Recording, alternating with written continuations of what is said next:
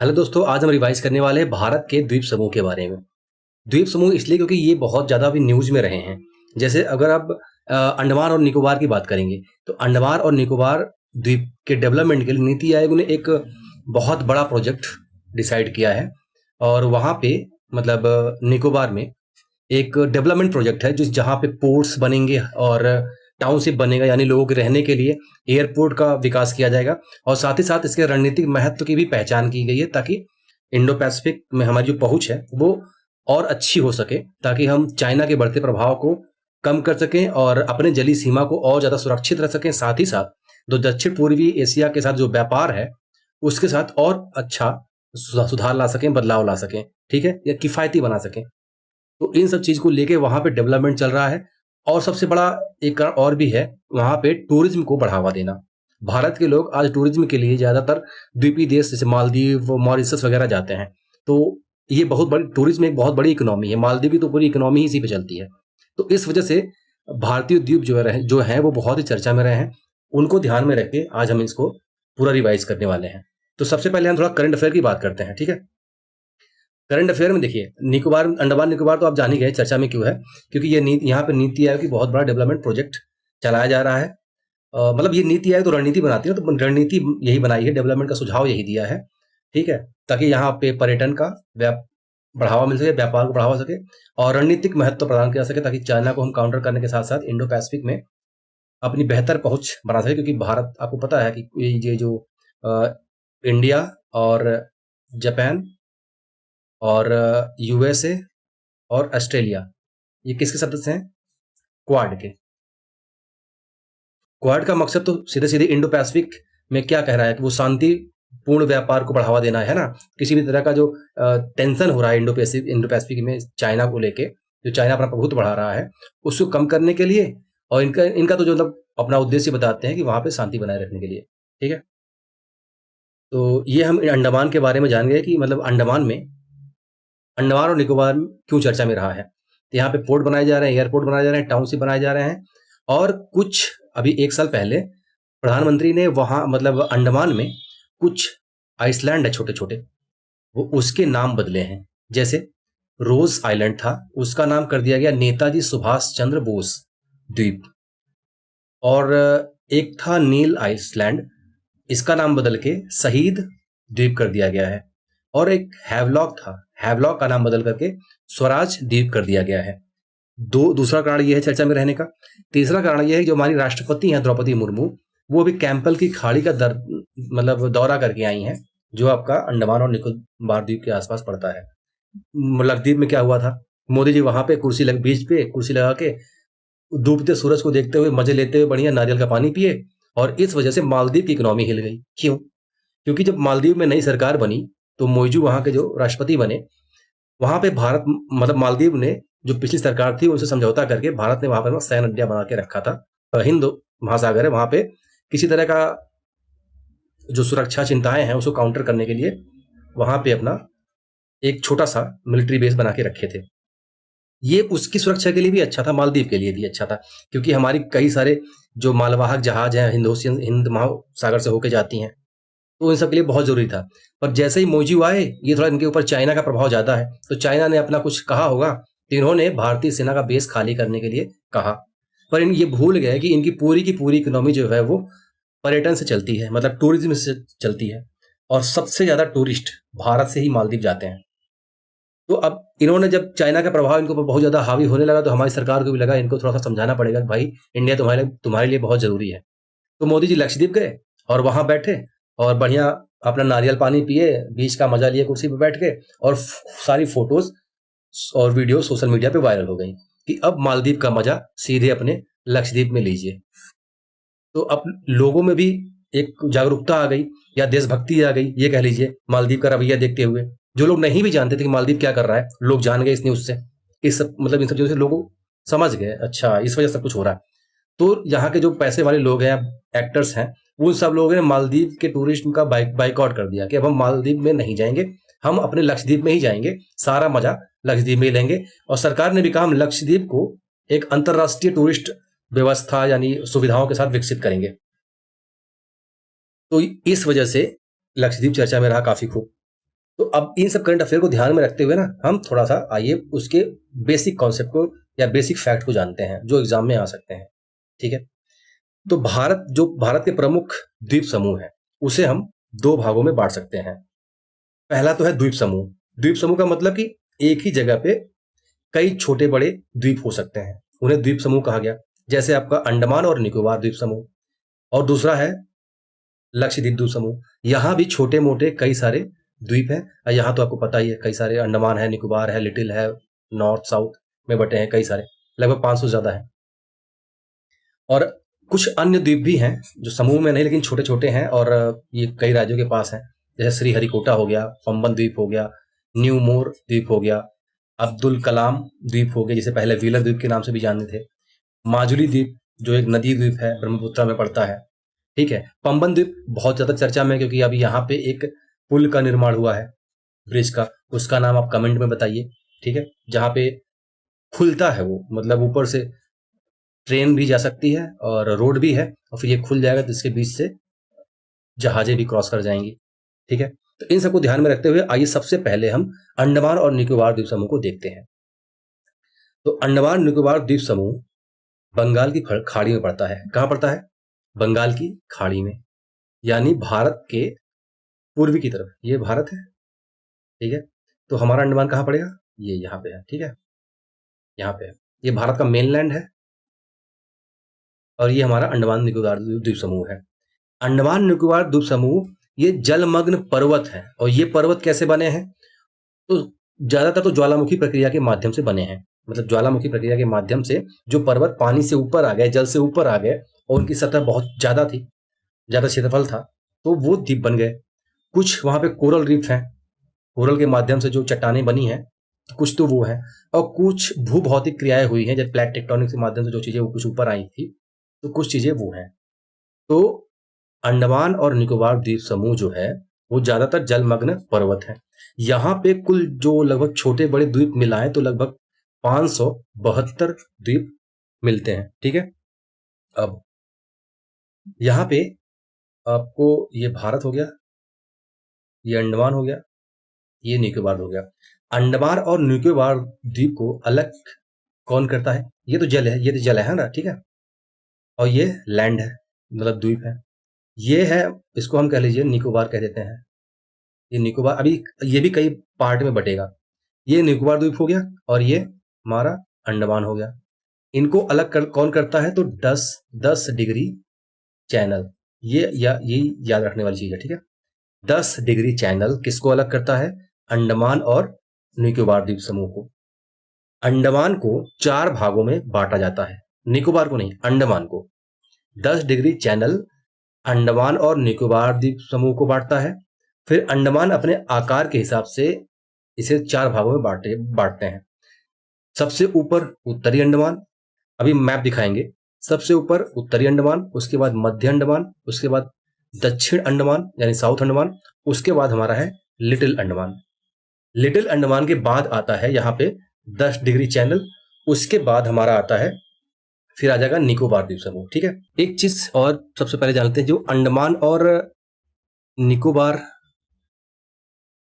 की राजधानी है वो है हमारा पोर्ट ब्लेयर।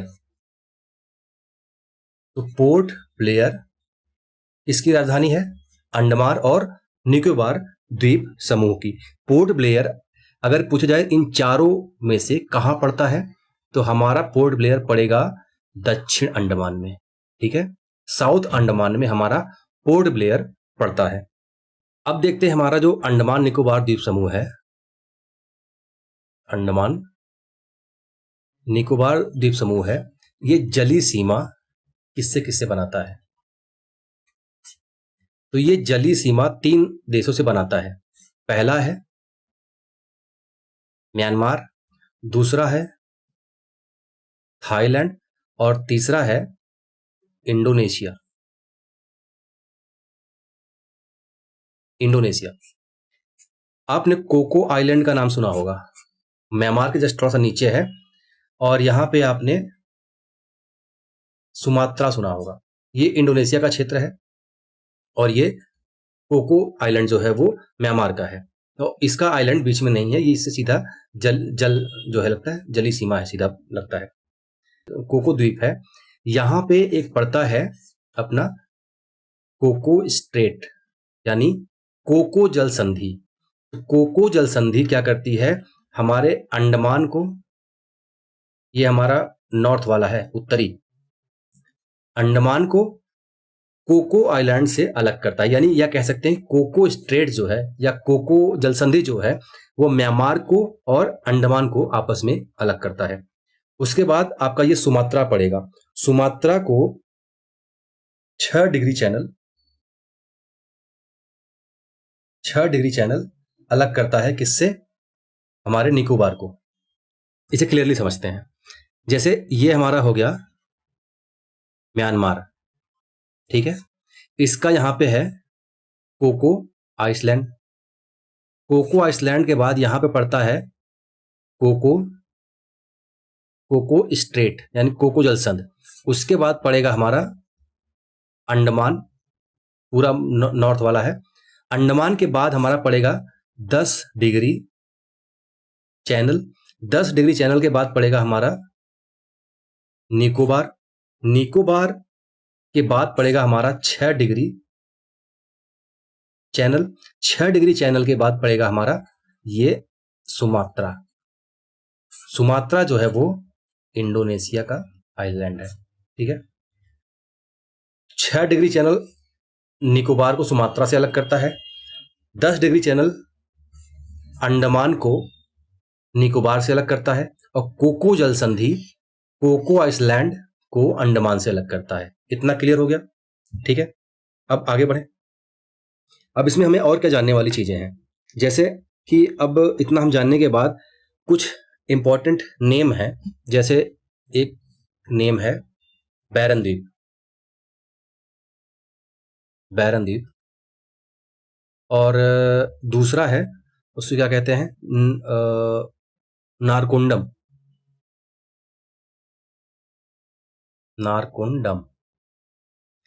ये दोनों क्या है, ज्वालामुखी द्वीप है।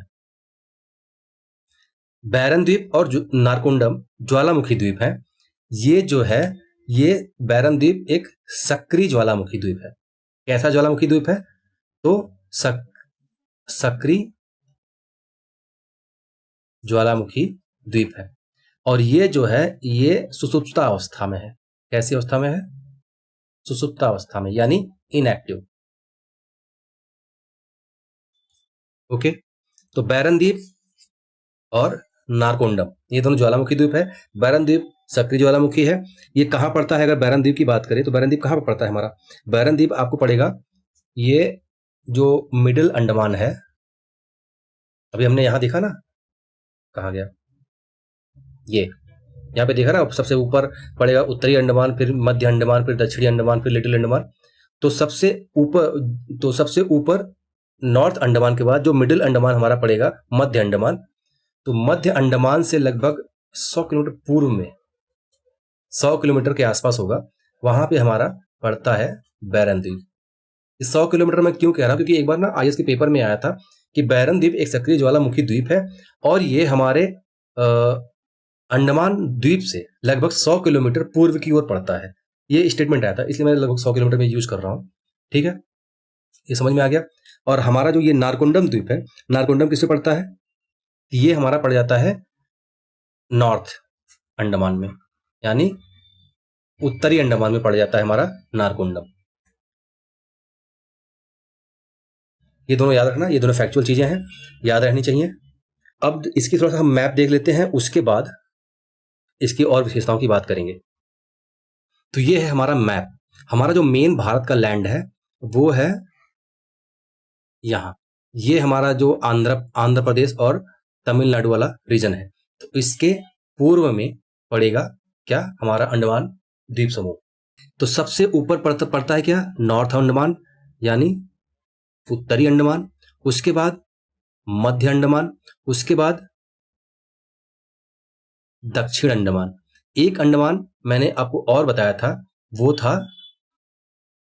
लिटिल अंडमान, ठीक है। इसके नीचे पड़ेगा 10 डिग्री, ये है।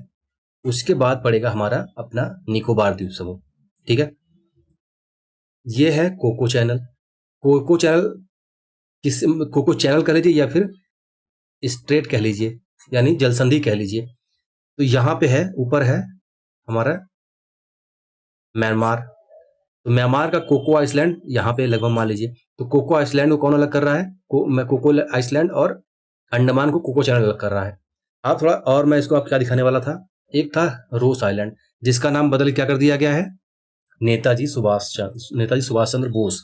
अब एक हैवलॉक था, हैवलॉक और ये नील, इनका नाम बदल क्या क्या रखा गया है? नील का किया गया है शहीद और हैवलॉक का किया गया है स्वराज, ठीक है। इतना क्लियर हुआ?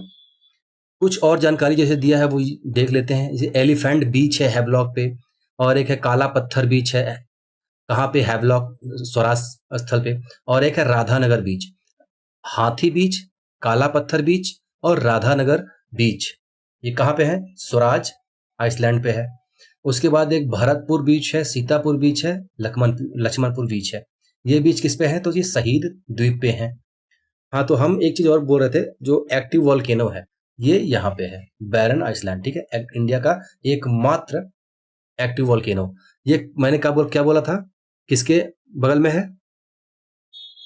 मिडिल अंडमान, है ना, मध्य अंडमान के बीच में है। तो मध्य अंडमान कहाँ है? ये है लगभग 100 किलोमीटर। अब हम देखते हैं निकोबार द्वीप समूह के बारे में। निकोबार आइसलैंड, ये जो है इसको भी हम कुछ भागों में बांट सकते हैं। जैसे सबसे पहले पड़ेगा कार निकोबार, कार लिख देते हैं। सबसे पहले पड़ेगा कार निकोबार, उसके बाद पड़ेगा इसको लिटिल ही कहते हैं, लिटिल निकोबार। उसके बाद हमारा पड़ेगा जो सबसे नीचे वाला भाग है, ग्रेट निकोबार, ठीक है। अब देखिए, अब थोड़ा सा समझते हैं। सबसे पहले हमने देखा था, क्या था? उत्तरी अंडमान था, फिर हमारा मध्य अंडमान था, फिर हमारा क्या था? दक्षिण अंडमान था। ये क्रम सजा लो। उसके बाद लिटिल अंडमान था। उसके बाद आपको 10 डिग्री चैनल मिला था, है ना। फिर हमको मिलेगा कार निकोबार। कार निकोबार के बाद हमको मिलेगा लिटिल निकोबार, मुझे लगता है भूलेंगे नहीं अब आप। उसके बाद हमें मिलेगा ग्रेट निकोबार। उसके बाद हमें मिलेगा 6 डिग्री चैनल। उसके बाद हमें मिलेगा इंडोनेशिया का सुमात्रा द्वीप, और सबसे ऊपर यहाँ पे कोको चैनल कह लो या स्ट्रेट कह लो, ठीक है। तो यहाँ पे कोको आइसलैंड, ये सब ध्यान रखना। अंडमान में कुछ प्रमुख पर्वत चोटियां हैं। अंडमान के जो पर्वत चोटियां, इन्हें देखते हैं। तो कौन कौन सी पर्वत चोटियां हैं? तो एक हमें मिलेगा sandal peak. Sandal peak Andaman Nicobar की सबसे ऊंची चोटी है, ठीक है, जो हमें उत्तरी अंडमान में मिलता है। उसके बाद है माउंट डियो वोली। माउंट डियो वोली ये किस में पड़ेगा? ये हमारा पड़ेगा मध्य अंडमान में, ठीक है। ये हमारा मध्य अंडमान में पड़ेगा। उसके बाद हमें मिलेगा माउंट कोयोग। ज्यादातर इंपॉर्टेंट यही होता है, सैंडल पीक कहाँ पाया जाता है, तो अंडमान निकोबार द्वीप समूह में। ये हमको मिलेगा दक्षिण अंडमान में मिलेगा, ठीक है। उसके बाद एक कुछ और है, पर मुझे लगता है ज्यादा याद करने वाली चीजें नहीं है। एक ये हो गया अंडमान वाली। एक हम देख लेते हैं माउंट, इसे कहते हैं, क्या कहते हैं, माउंट थुइलर, माउंट थुइलर पर्वत। ये कहाँ मिलेगा हमको? तो ये हमको निकोबार में मिलेगा। ठीक है, तो कुछ हम इसकी प्रमुख चोटियां देख लिए, सैंडल पीक, डियोवोली, कोयोब और थुइलर। ये तीनों हमें मिलेगा अंडमान में, और माउंट थुइलर मिलेगा हमको कहाँ? निकोबार द्वीप समूह में। अच्छा, एक चीज और, अगर इनकी ऊंचाई की बात करें तो सबसे ऊंचा ये है माउंट सैंडल पीक, उसके बाद माउंट थुइलर है, तो उससे सेकंड ऊंचाई के मामले में बात करें तो सबसे ऊंचा सैंडल पीक, उसके बाद माउंट थुइलर। ठीक है, अब हम देखते हैं अंडमान निकोबार द्वीप समूह की प्रमुख जनजातियां। यहाँ की एक जनजाति है, इसे कहते हैं सैम्पन। ठीक है, सैम्पन जनजाति, ये वहाँ की पीवीटीजीज है। ठीक है, मतलब आदिम जनजातियां मानी जाती हैं। ये जनजातियों का एक समूह है जो अति पिछड़ा माना जाता है। ठीक है, पीवीटीजी जनजातियां। और उसके बाद आपको यहाँ पे जारवा मिल जाएगा, जारवा जनजाति। जारवा के बाद आपको यहाँ पे निकोबारी मिल जाएगा, और एक और मिलेगा आपको सेंटलीज, सेंटलीज। ठीक है, तो सैम्पेन, जारवा, निकोबारी और सेंटिनल जनजाति कहाँ पाई जाती है? आपका अंडमान में। और वहां पे एक निकोबारी द्वीप समूह पाई जाती है, नाम से भी लग रहा है कहाँ पाया जाएगा? निकोबार द्वीप समूह में। ठीक है, तो ये चीजें याद रखना। अच्छा, पीवीटीज के बारे में आपको बता दूं, ये जो बहुत आदिम जनजाति, मतलब जैसे जनजातियां, इनको इन जनजातियों को जब विकास करने की बात आई थी तो एक कमेटी बनाया गया था सरकार के द्वारा, उसको कहते हैं डेबर कमेटी, डेबर समिति। इंग्लिश में थोड़ा पता, हिंदी में थोड़ा गड़बड़ हो रहा है, हिंदी में तो, इंग्लिश में तो ऐसे लिखते हैं डेबर। ठीक है, तो डेबर कमेटी ने सजेस्ट किया था कि जनजातियों के विकास के लिए उनको दो भागों में बांटना पड़ेगा। एक तो वो जनजातियां जो पिछड़ी हैं, और एक वो जनजातियां जो इतनी ज्यादा पिछड़ी हैं कि आज से 6000 साल पहले जैसे लोग रहते थे, वो अति प्राचीन है। ठीक है, तो एक कैटेगरी उनका बनाया गया था, तो उनको उनको जो कैटेगरी बनाई गई वो थी पीवीटीजी। ठीक है, तो पीवीटीजी जो है ये 1972 में, इनकी 72 नहीं, शायद 1973 में ये समिति ने सुझाव दिया था, और ये कैटेगरी बनी थी 1975 में बनाया गया। अभी तक इसमें लगभग 75 ऐसी जातियां हैं जो शामिल की गई हैं। और पीवीटीजी जनजातियों की कैटेगरी क्या है? तो कैटेगरी ये है कि जो उनकी जो तकनीक है कृषि की, वो बहुत ही प्राचीन तकनीक है कृषि की। ठीक है, मतलब जैसे पत्थर, लकड़ी, इन सब चीजों का यूज करते आए हैं। और साक्षरता जो है इनमें, साक्षरता वो तो एकदम मतलब ना के बराबर, वो लगभग ना के बराबर। और इनका जो इकोनॉमिकल पिछड़ापन, वो तो बहुत ज्यादा है, बहुत ज्यादा। जनसंख्या में लगातार कमी आ रही है। ये सब चीजें, जब ये जनजातियों की बात करें, जनजातियों में सब ये सब चीजें होंगी, जिन जनजातियों में सब चीजें पाई जाएंगी, उनको पीवीटीजी में शामिल कर लिया जाएगा। जब इनको इसमें शामिल कर लिया जाता है तो आम जनजातियों से अलग ट्रीटमेंट होता है, मतलब अलग सुविधाएं इनको दी जाती है, ताकि इनको समाज की मुख्य धारा में लाया जा सके। अभी भारत सरकार ने बिरसा मुंडा के जन्मदिन पर जनजातीय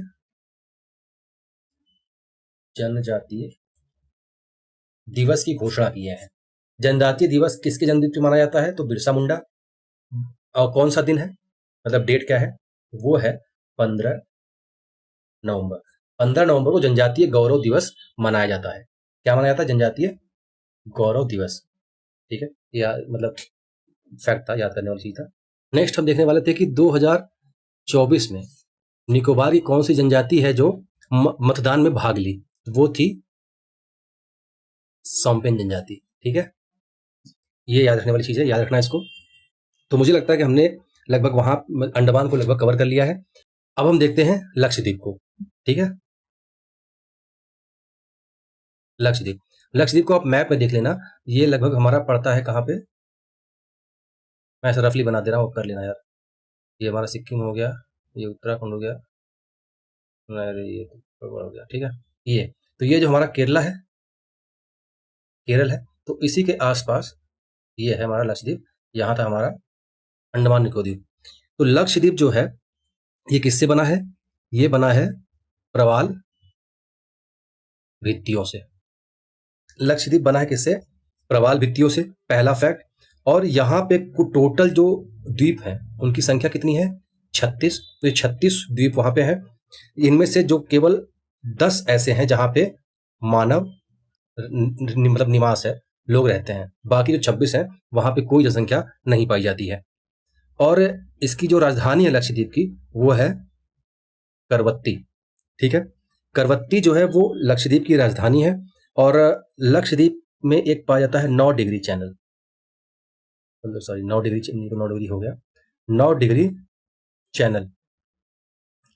ये जो मतलब लक्षद्वीप है, लक्षद्वीप का ही एक छोटा सा पाया जाता है द्वीप, इसे कहते हैं मिनिकॉय, मिनिकॉय। तो 9 डिग्री चैनल किसको अलग करता है? लक्षद्वीप और मिनिकॉय को। तो ध्यान रखना, ये लक्षद्वीप, मिनिकॉय भी लक्षद्वीप का ही भाग है, पर ये सिंगल अकेला पड़ा है यहाँ पे 9 डिग्री चैनल के माध्यम से अलग करता है। डिग्री चैनल कुछ अलग चीज, ऐसी चीज नहीं है, बल्कि ये मतलब जो वो हमारा होता है ना अक्षांश देशांतर वगैरह, वही है। और यहाँ पे पानी है बस, और कुछ नहीं। यहाँ पे रेखा चली गई, उसी को हम 9 डिग्री चैनल बोल देते हैं, और कुछ अलग नहीं करता है इस तरह से कोई लाइन खींची वहाँ पे। ये है हमारा मिनिकॉय। मिनिकॉय के बाद आता है हमारा एक 8 डिग्री चैनल। 8 डिग्री चैनल जो है किसको अलग करता है? मालदीव और लक्षद्वीप को।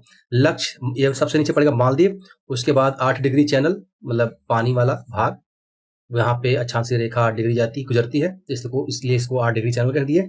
तो 8 डिग्री चैनल के बाद पड़ेगा मिनिकॉय, यानी मिनिकॉय लक्षद्वीप का भाग है, और मिनिकॉय लक्षद्वीप के अन्य द्वीपों से 9 डिग्री चैनल के माध्यम से अलग होता है। ठीक है, इतना क्लियर हो गया? बस मुझे लगता है और कुछ जानने लायक कुछ खास है नहीं, तो इसको छोड़ के आगे बढ़ते हैं। अब आगे हम बढ़ते हैं हमारा अन्य द्वीपों में, जो हम लिखे थे। कौन कौन से लिखे थे? श्रीहरिकोटा, पंबन द्वीप, और न्यूमोर द्वीप। न्यूमोर द्वीप के बाद एक था अब्दुल कलाम द्वीप। उसके बाद हमारा एक नदी द्वीप था जो माजुली द्वीप कहलाएगा। ठीक है, माजुली द्वीप। ये हो गया। तो इनको बारे में थोड़ा थोड़ा जान लेते हैं। ये द्वीप समूह नहीं है, द्वीप है बस। तो श्रीहरिकोटा कहाँ पड़ता है? श्रीहरिकोटा हमारा पड़ेगा आंध्र प्रदेश। ठीक है, आंध्र प्रदेश के तट पे। ये हमारा हो गया भारत, ये हो गया आंध्र प्रदेश, तो यहीं पे पड़ेगा श्रीहरिकोटा। ठीक है, श्रीहरिकोटा आंध्र प्रदेश के तट पे पड़ता है। और यहीं पे एक चीज क्या है, जो इसरो का हमारा जो सतीश धवन इस प्रक्षेपण केंद्र, ठीक है, प्रक्षेपण केंद्र, इसरो यहीं से लॉन्च करता है सैटेलाइट वगैरह। तो ये कहाँ पे पड़ता है? आंध्र प्रदेश के श्रीहरिकोटा द्वीप पे पड़ता है। ठीक है, और यहीं पे आपको मिलेगा पुलिकट झील। पुलिकट झील, तो पुलिकट झील जो है वो बंगाल की खाड़ी और श्रीहरिकोटा को आपस में अलग करती है। यह है बंगाल की खाड़ी। ठीक है, ये पानी पानी हो गया पूरा। यहाँ पे एक बैरियर है पुलिकट झील, आपको पता है कि ये कोरल रीफ से बना है। ठीक है, पुलिकट झील हो गया। उसके बाद यहाँ पे जो द्वीप है वो है श्रीहरिकोटा। उसके बाद तो हमारा ये भारत है ही। ठीक है, इतना क्लियर हुआ? श्रीहरिकोटा कहाँ है? तो आंध्र प्रदेश के तटीय क्षेत्र में है। यहीं पे पुलिकट झील पाया जाता है जो श्रीहरिकोटा को बंगाल की खाड़ी से अलग करता है। श्रीहरिकोटा में ही सतीश धवन अंतरिक्ष प्रक्षेपण केंद्र है। ठीक है, नेक्स्ट हमारा है पंबन द्वीप। मैंने कहा था आपको यहाँ पे कौन सा ब्रिज जो नया बनाया गया है उसको कमेंट में करना है, ढूंढ के आप उसको ढूंढिए और उसके बारे में जानिए। करंट अफेयर बहुत इंपॉर्टेंट है। पंबन द्वीप को हम आदिम ब्रिज भी कहते हैं। ठीक है, अथवा राम सेतु, आदिम ब्रिज या राम सेतु जो कहते हैं, राम सेतु, वो इसी का भाग है। ठीक है, पंबन द्वीप का ही भाग जो है वो आदिम ब्रिज या राम सेतु है। ठीक है, और ये कहाँ स्थित है? ये हो गया हमारा भारत, और ये हो गया श्रीलंका, और ये हो गया पंबन आइसलैंड। ठीक है, पंबन आइसलैंड का ही भाग है राम सेतु, इसे आदिम ब्रिज भी कहते हैं। ठीक है, अंग्रेजी अखबारों में ज्यादातर एडम ब्रिज लिखा रहता है, और हम लोग इसे राम सेतु कहते हैं। ठीक है, ये किसका भाग है? पंबन द्वीप का। किससे किसके बीच है? तो भारत और श्रीलंका के बीच में है। ठीक है, ये याद रखना, फैक्ट है, और कुछ खास इसमें है नहीं। और पंबिन द्वीप पर भी एक चीज जो है वो रामेश्वरम, रामेश्वरम कहाँ है? पंबन द्वीप के पास, ठीक है। नेक्स्ट है न्यू मूर द्वीप। न्यू मूर द्वीप जो है ये बंगाल की खाड़ी में है, बंगाल की खाड़ी में भारत और बांग्लादेश के बीच में है, और ये विवाद का विषय भी है। भारत और बांग्लादेश के बीच इस द्वीप को लेकर अक्सर विवाद होते रहते हैं, और इसका ज्यादातर भाग जलमग्न है, यानी जल में डूबा हुआ है, ठीक है। न्यूमूर हो गया। अब्दुल कलाम द्वीप, इसे पहले व्हीलर द्वीप के नाम से भी जाना जाता था। व्हीलर द्वीप का नाम बदल के अब्दुल कलाम नाम रख दिया गया। अब तो इसे समझ ही गए होंगे कि ये कहाँ पाया जाएगा, उड़ीसा में। कहाँ? उड़ीसा में स्थित है ये। और ये सबसे ये भी इंपॉर्टेंट क्यों है, क्योंकि ये भी नाम से ही समझ सकते हैं, ये भी प्रक्षेपण केंद्र है, ठीक है, इसरो के लिए। यहाँ से जो प्रक्षेपण केंद्र के लिए जो कुछ प्रशिक्षण कार्य किए जाते हैं ना, प्रशिक्षण केंद्र के रूप में इसका प्रयोग किया जाता है अब्दुल कलाम द्वीप का, ठीक है। तो हमने लगभग जितने भी समंदर में स्थित भारत के आइसलैंड थे वो पढ़ लिया। एक और बचा जिसे कहते हैं माजुली द्वीप। माजुली द्वीप ये समंदर में नहीं बल्कि नदी में है, इसलिए इसको नदी द्वीप कहा जाता है। कौन सी नदी? तो ये है ब्रह्मपुत्र नदी। कहाँ है? असम में है, ठीक है। माजुली द्वीप दुनिया का सबसे बड़ा ये नदी द्वीप है, माजुली द्वीप। ये असम में है, ब्रह्मपुत्र नदी के बीचों बीच है, और ये प्रसिद्ध है अपने जैव विविधता के लिए, जैव विविधता के लिए प्रसिद्ध है। और ये असम का 35वां जिला बना है, असम का 35वां जिला बना है, और भारत का पहला ऐसा जिला है जो नदी में स्थित कोई द्वीप है, ठीक है। मतलब भारत का पहला द्वीपीय जिला बना है, ये याद रखना, ठीक है। और यहाँ पे जनसंख्या भी लगभग, मतलब मानव जनसंख्या भी ठीक ठाक है। इतना हम पढ़ लिए। अब हम तो थोड़ा सा ना कुछ चीजें मिस कर गए थे जो अंडमान निकोबार द्वीप समूह में, उसको एक बार पढ़ लेते हैं। जैसे मैंने ये कुछ वहां पे हॉट स्पॉट है, इंपॉर्टेंट हॉट स्पॉट। एक बार पीसीएस की परीक्षा में आया था, मरीन मरीन नेशनल पार्क करके आया था, कहाँ पे है तो देख लेते हैं। ये मतलब जैव विविधता, जैव विविधता का हॉटस्पॉट कहा जाता है किसको? अंडमान एंड निकोबार को। वैसे तो पश्चिमी घाट और दक्षिण पूर्वी भारत और अपना लक्षद्वीप को कहते हैं, पर हम देख रहे हैं अंडमान निकोबार द्वीप में। यहाँ पे एक सुंडालैंड है। सुंडालैंड का है अंडमान और निकोबार द्वीप समूह, ये पड़ता है आपको निकोबार में पर्टिकुलरली, ठीक है। सुंडालैंड, यहाँ पे आपको मिलेगा ग्रेट निकोबार बायोस्फीयर, बायोस्फीयर पड़ेगा, ग्रेट निकोबार बायोस्फीयर रिजर्व। इसके जो कोर जोन है, कोर जोन उसे कहते हैं कैंपाबेल नेशनल पार्क, कैंपाबेल नेशनल पार्क। और दूसरा जो है उसे कहते हैं, ये आईएएस के पेपर में आया था, उसे कहते हैं गैलथिया नेशनल पार्क। गैलथिया नेशनल पार्क कहाँ है? तो कैंपाबेल नेशनल पार्क और गैलथिया नेशनल पार्क, ये दोनों कहाँ है? ये दोनों हमारा पड़ता है निकोबार बायोस्फीयर रिजर्व में। ये निकोबार बायोस्फीयर कहाँ है? ये तो आपको पता है, सुंडालैंड निकोबार में, ठीक है। क्लियर हो गया? बस मुझे लगता है कुछ बचा नहीं है ज्यादा इंपॉर्टेंट एग्जाम के पॉइंट ऑफ से। एक चीज मैं और आपको बता दूं, जैसे अभी उत्तराखंड का पेपर हुआ, वहां पे एक क्वेश्चन पूछा था कि मतलब 3 मंत्रालय का नाम दे दिया था और पूछा था कौन से मंत्रालय नागरिक अधिकार लागू करते हैं, ठीक है। तो उसमें एक तो होम मिनिस्ट्री दे दिया था, दूसरा अल्पसंख्यक मंत्रालय यानी माइनॉरिटी वाला, और एक SC ST वाला दे दिया था, एक और कौन सा दिया था, हाँ ये महिला और बाल विकास मंत्रालय, ठीक है, वुमेन एंड चाइल्ड। तो ये होम मिनिस्ट्री, ये तो प्रशासन का काम देखती है, तो ये तो नहीं होगा। मतलब हो सकता है ये भी देखते हैं तो पूरे भारत का दिखता है, पर नागरिक अधिकार की बात करेंगे तो माइनॉरिटी अल्पसंख्यक लोगों की, नागरिकों की अधिकारों का मतलब संरक्षण करता है। और जो एसटी एससी वाला मंत्रालय है वो तो इनके अधिकारों की बात करेगा, इससे संबंधित ये डिपार्टमेंट था, मुझे कंफर्म नहीं याद नहीं आ रहा, पर ऐसा कुछ क्वेश्चन था। और महिला बाल विकास मंत्रालय तो महिला और बच्चों के नागरिक अधिकारों की बात करेगा ही। तो उसी तरह मैं ये बताना चाह रहा था कि जैसे पीवीटीजीज की बात किए थे ना, ये पीवीटीजीज होते हैं, तो पीवीटीजी जनजातियां हैं, इनको कौन सा मंत्रालय देखता है? इसको होम मिनिस्ट्री देखती है। कौन सा मंत्रालय? होम मंत्रालय, गृह मंत्रालय। ठीक है, गृह मंत्रालय। वीडियो बड़ा लंबा